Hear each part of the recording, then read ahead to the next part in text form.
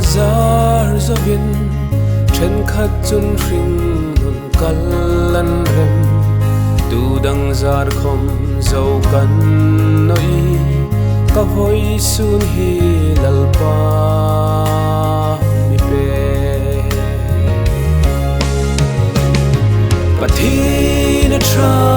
pathina tra ing lai khomin pathina tra kata ding chun pathin nai atra ani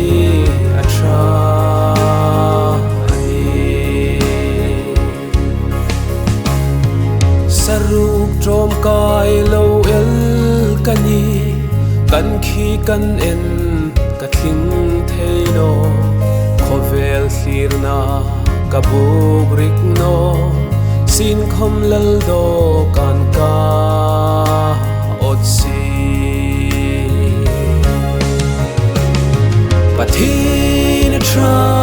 pathina tra ing lai khomin pathina tra kata ding chun pathin nai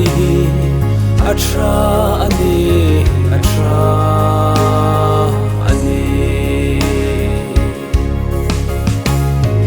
kata ding hin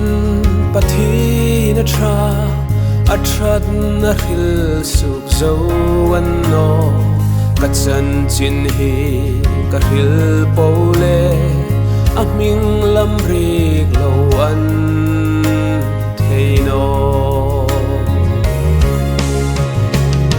pathina tra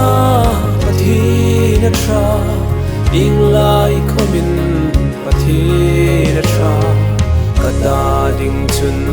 pathin nai atra ani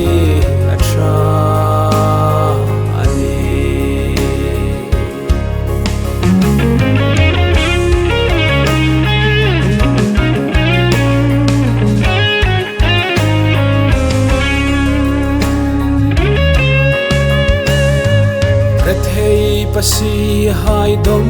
kang tu misul nar ngai lo ma ngai tu lungai be dong hai thang pui tu atu ta ding khomin atra pathina tra ing lai khomin pathina tra kata ding chun pathin nai atra ani